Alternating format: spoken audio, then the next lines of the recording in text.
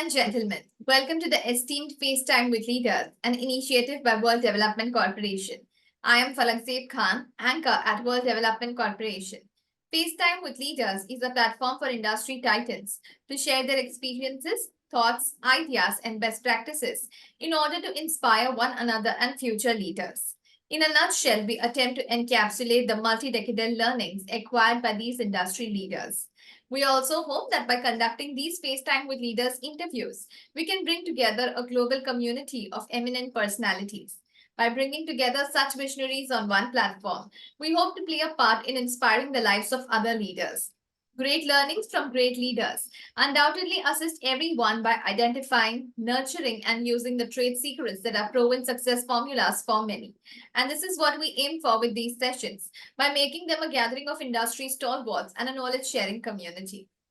We have one such industry stalwart on FaceTime with Leaders with us today, Mr. Abhijit Kamthe. Hello, welcome, Mr. Kamthe. We are glad to have you here today with us on FaceTime with Leaders. Hi, Falak. Thank you very much. I am also very glad to be interacting with you and all the audiences. Thank you so much.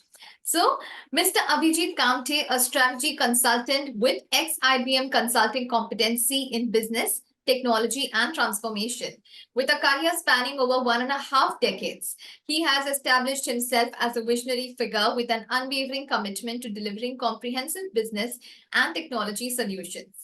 His remarkable journey is marked not only by accolades, but also by a profound ability to orchestrate complex transformations and foster innovation across a wide spectrum of industries.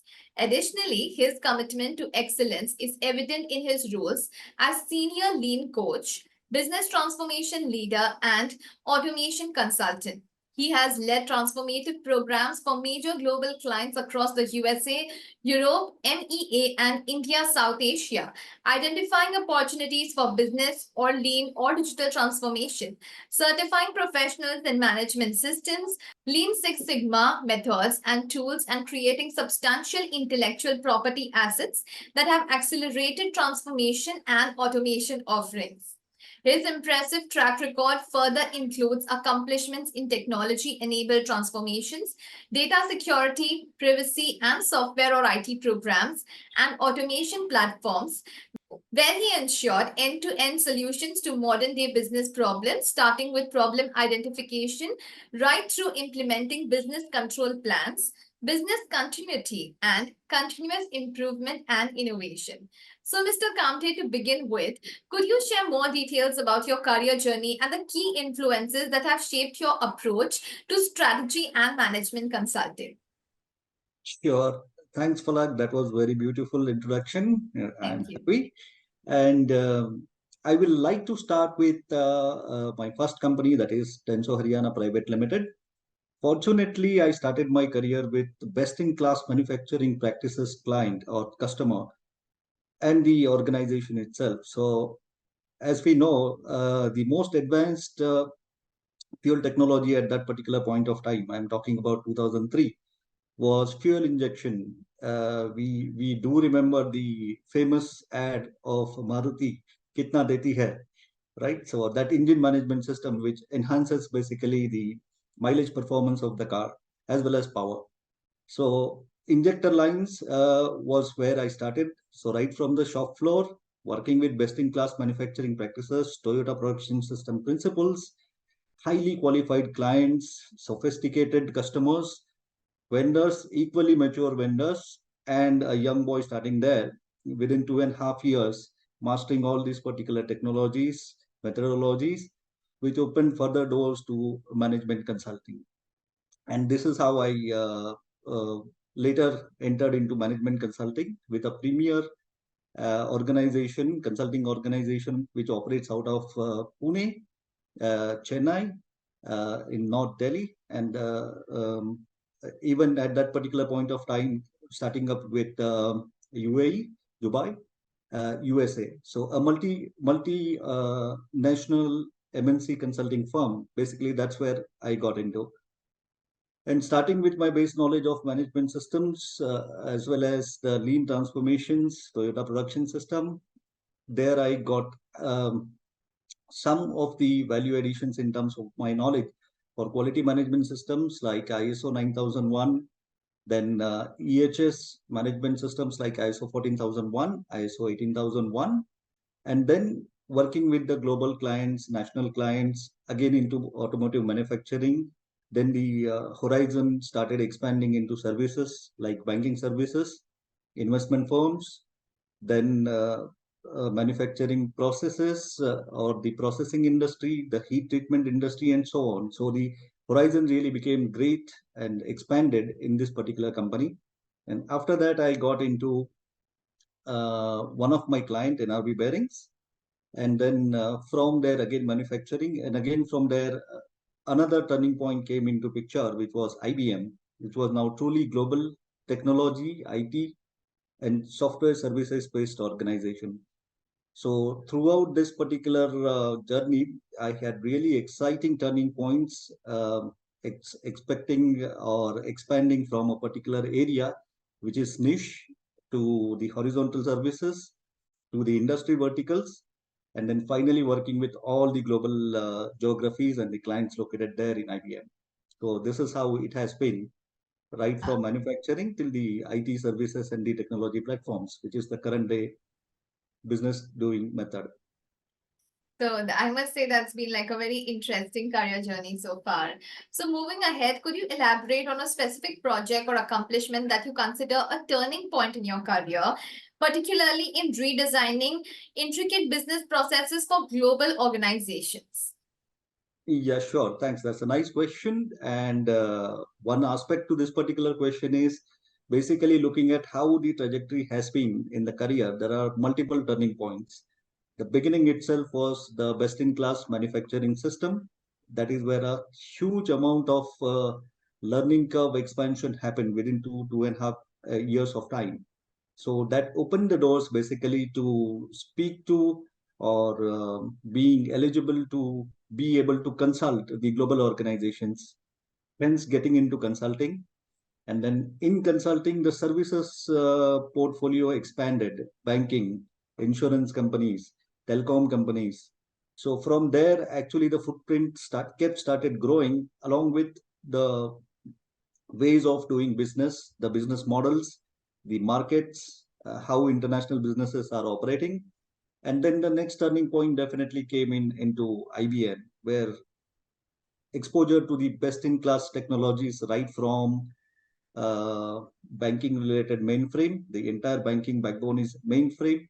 Then many manufacturing services companies working on ERPs like SAP, Oracle, and then industry-specific software applications and the services like in technology, in telecom, we have BSS, OSS, again the backbone for that particular industry. So all these various technologies, all these kind of versions of technologies and generations of technologies over 9 years of time, right from in-house applications, in-house data centers, everything being managed by a particular organization, to the latest one, which is cloud-based, hybrid cloud-based application portfolios. And finally, the platform-based cloud native solutions development, platform-based solutions like automation platform, Kubernetes containers-based development. So continuous delivery, continuous design, continuous development, continuous delivery, agile, and finally we are coming into Web3 and other matters, AI and Web3, Yes, that kind of maturity. that's So great. it's fantastic. I mean, I'm overwhelmed actually. Yeah. Yes, yes, definitely. Like everyday technology is like taking a new. Oh, it's explosion. It's explosion. Yes. Yeah. So, looking ahead, what do you believe are the key challenges and opportunities in the field of strategy and management consulting? Yes. Again, being strategist and management and in consulting world, basically, again, I'd like to focus back onto the opportunities and challenges for the businesses and the global environment businesses. Basically, that is where the relevance and utility of this particular skill as well as the program management comes into picture. So the majority of the challenges we can see for the global business environment right now is the supply chain disruptions, like the reliability and the flexibility of supply chains that we definitely have seen during COVID period, what happened to it. And then 2.5 years of time, almost 3 years of time, the majority of the globe's organization are trying to come out of it, trying to do the rationalization, redesign their supply chains, trying to figure out how it can be more efficient, more effective and resilient first, and then of course efficiency now taking care into. Earlier people just went ahead for efficiency, low cost manufacturing, everything concentrated into few geographies, and that has backfired seriously. And all this entire background has been supported by the technologies. Again, we can say the software and IT services has been really fundamental and phenomenal in the process of globalization, as well as specialization, as well as localization. So this is a fantastic enabling platform, the technology. So that is the first that we have observed. The second one is the disruptions of in technology itself. Now technology is changing almost every 3 months. We are saying in the consumer lifestyle, the Yes. technology is changing every 3 months. You are seeing every 3 months new technological products. Mobiles are getting upgraded. The mobile service providers are upgrading their technology. The infrastructure is getting upgraded. In India, definitely the government is doing fantastic and phenomenal job in terms of increasing and improving the overall infrastructure, which is really enhancing the businesses as well as the lifestyle of a particular country's population. And this kind of scenario we are seeing now in multiple global locations as well. So rapid expansion of the infrastructure, the political and governments focus into certain areas. At the same time, the technological innovations happening. So this is basically bringing in a tremendous change curve. That is, people are not able to settle in a particular lifestyle. The consumers are not able to settle in a particular lifestyle. The producers are not able to settle in a particular lifestyle, and suddenly everything is being changed because somebody has changed the technology somewhere through their intelligent efforts, definitely, and the perseverance. So disruptions in technology, supply chain problem, learning curve, and talent upgrade. Now because of these rapid changes, the workforce related problems are the challenges, the next big set of challenges that is being faced by organizations. And one of my program in IBM was workforce transformation, to take care of the global level transformation initiatives uh, of the workforce working in IBM GBS unit itself. Of course, I was a late entry into that particular program, and I was being called up to solve a particular problem which the existing was struggling with. Being the strategist, of course, sometimes it's the last minute call that we get as a management consultant. Yes. So that is one. And underlying this is the fourth one, that is the biggest challenge, is the global warming. So the entire environment is actually trying to take revenge on humans. That kind of scenario is basically being Yes. seen, and everybody's That's scared, very scared about it.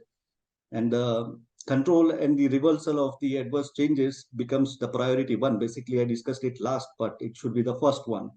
And all these challenges definitely then open up certain opportunities, or I'll say most critical opportunities, and opening doors kind of opportunities for the businesses to contribute from their side into the biggest problem or the bigger problem of global environment. That is where ESG and governance and ESG is coming into picture. Oh boy, that was quite a mouthful. Yeah, thanks. Now, in line with these challenges, the opportunities these challenges are bringing in is sustainable business functions, or what we say, instead of functions, sustainable business development or sustainable way of doing business. So in that particular thing, it's coming like the product development, the services development, the operations management, the supply chain cleansing, the energy management, the funding of it. So all these are global opportunities, and I am sure many efforts we can see from global forums, even on the WDC platforms. We are seeing the CEOs meeting of energy companies. Just recently, I saw one podcast on that, and it is fantastic effort that's being mobilized, but we are at early stage on this. So sustainable way of doing business will come into focus. This will open up multiple opportunities along, as well as the supporting what we say, the supporting facilities for the business to move into this direction, including the global government sensitization, the funds, ESG funds or sustainability funds taking more prominence and giving a focused attention into it. The next comes in is a massive approval of sustainable voices. So this is coming from the social side. So we can see Greta Thunberg and other activists are basically becoming more and more vocal and more aggressive in terms of what the entire business community is doing about what the entire government community and societies are doing about it. So this particular movement is also going to open up certain social initiatives or certain social opportunities that will be beneficial for certain kind of organizations which are working in that particular segment. The next kind of opportunity is coming is the um, digital transformation, automation, then artificial intelligence, big data, blockchain, and these initiatives, because the pace at which the businesses are transforming and the pace at which the diversification, the localization, globalization, nearshoring, offshoring, all these complex mechanisms working in this particular environment will definitely be enabled by the technology, but technology space. So technology is definitely going to help overcome these particular challenges, and hence the organizations working in this particular vertical. The more and more tech savvy population, we can say that is one more opportunity opening up from the social side now, from the business environment, external environment or customer side.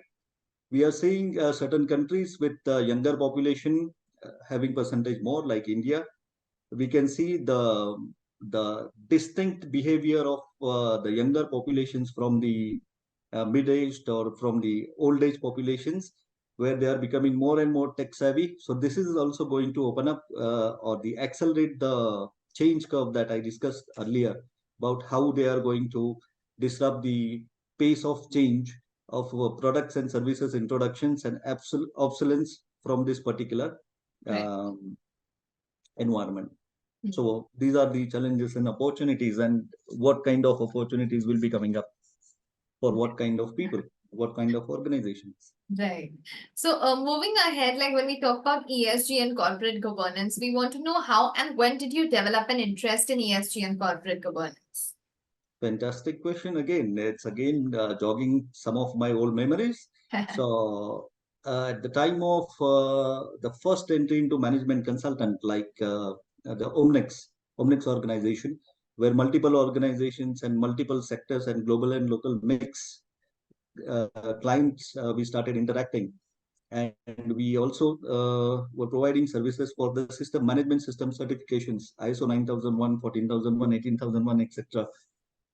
So during that period of time, the linkages of the corporate governance, the top, until the tracing of the business process or tracing of the verticals for right from the top management until the front end person who is delivering a particular task, as well as the horizontal spread, that is right from planning, researching, analyzing, design development, manufacturing, distribution of the product. So verticals as well as horizontals, all these interactions, the complications around them, and how it is being driven by the corporate governance, right from the top down. That is where more and more exposure started coming in almost 10, 15 years back. So from that point onwards, my exposure into corporate governance and ESG related interests started picking up. So Mhm. that's where it started. 15 years now, That's almost. very, interesting, I must say. So, as an ESG and corporate governance expert, what values do you bring to the table? Yes, thank you. Thank you for being that particular question about expert, but I'll believe it's a moving target.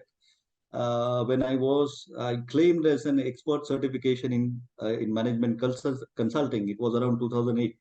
From that, as I said, the learning curve is so exponentially moving faster that I really have to revalidate the expert tag again and again. But yes, I'm positively contributing it.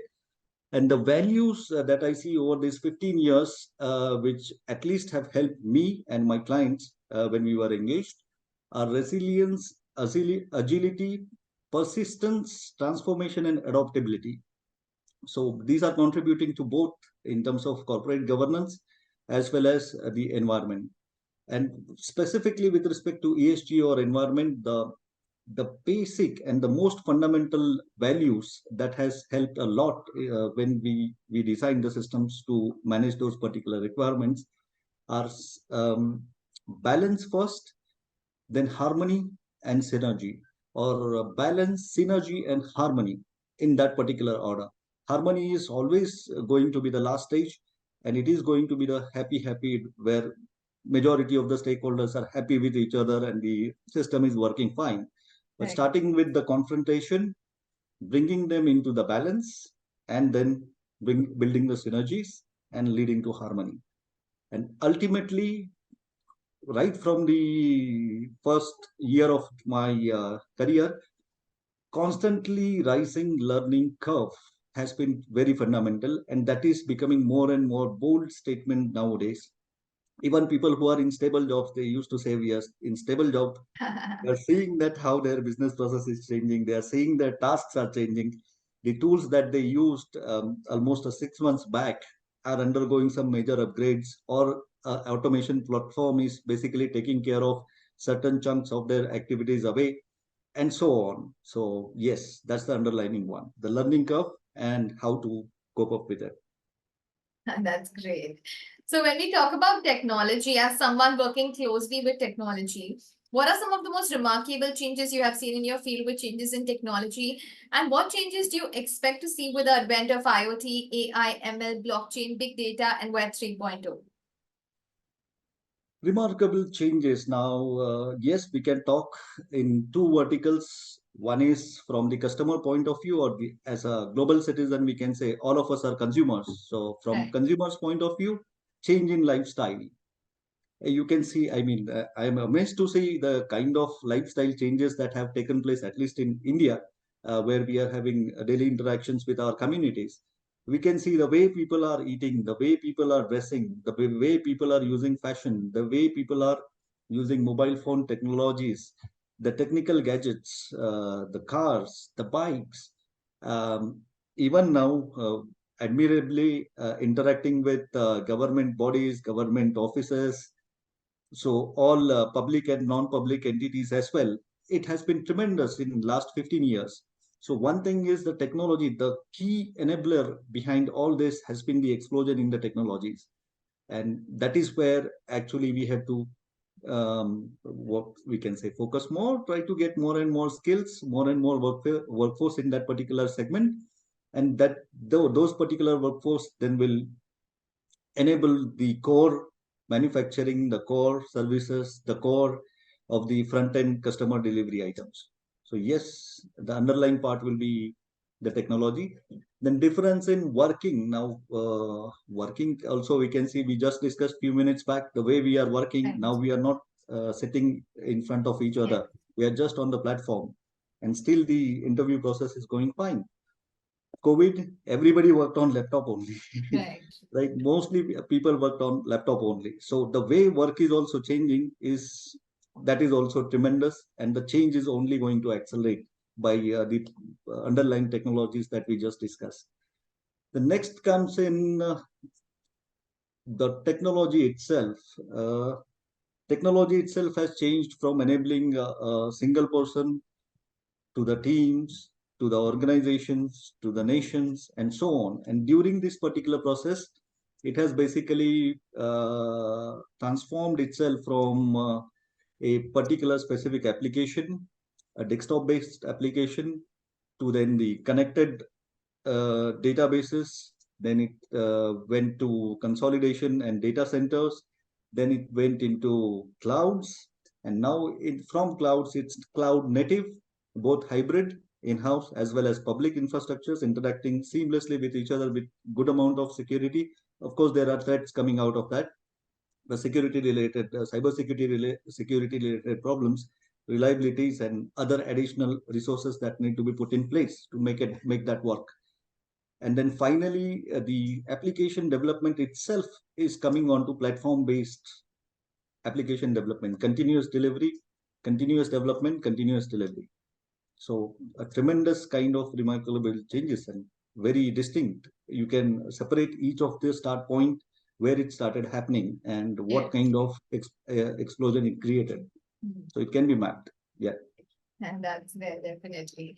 So, as you know, we are building a community of industry magnets. The move is meant for cross-pollination of knowledge and building a knowledge-sharing community of corporate giants and industry experts. So, what are your thoughts about this initiative taken about by Mr. Zishan Pathan, Mr. Heval Mehta, and the whole World Development Corporation team? First of all, I must thank Mr. Jishan, Mr. Hevel, and entire World Development Corporation for taking this particular initiative. The entire discussion that we did, and then the underlying force that is running this transformation across globe, is the expansion of the knowledge curve, and that is happening at an exponential space. It's just exploding.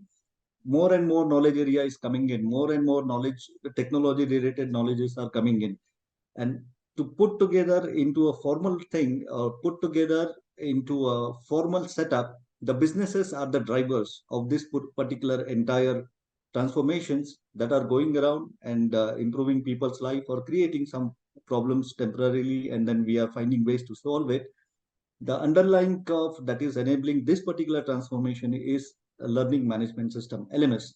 How fast the knowledge is getting disseminated, how fast it is getting compiled, how fast it is getting distributed amongst the participants, and how fast they are picking it up and starting applying into the real life.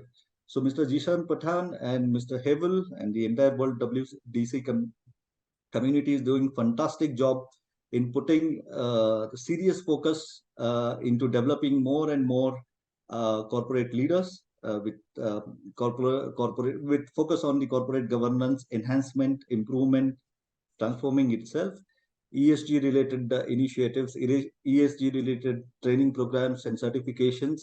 Right. Definitely. So it's basically taking care of building the fundamental cell that will in turn get into the system, and it will start adding value there. So it's a fantastic contribution, and I'm really happy to be associated with this initiative. Thank you so much. So these have been like really kind words by you, I must say. So it was fantastic conversing with you, and I'm confident that your insights will inspire future leaders and help them grow in their careers as well. So thank you so much, Mr. Abhijit Kamthe, for joining us today. We wish you the best for your future endeavors. Moreover, trust that this initiative by Directors Institute unquestionably has expanded the participants' understanding and enriched their minds. Thank you so much once again for being with us today on FaceTime with Leaders. Thank you very much, and let's continue the collaboration. Yeah. Yes, definitely.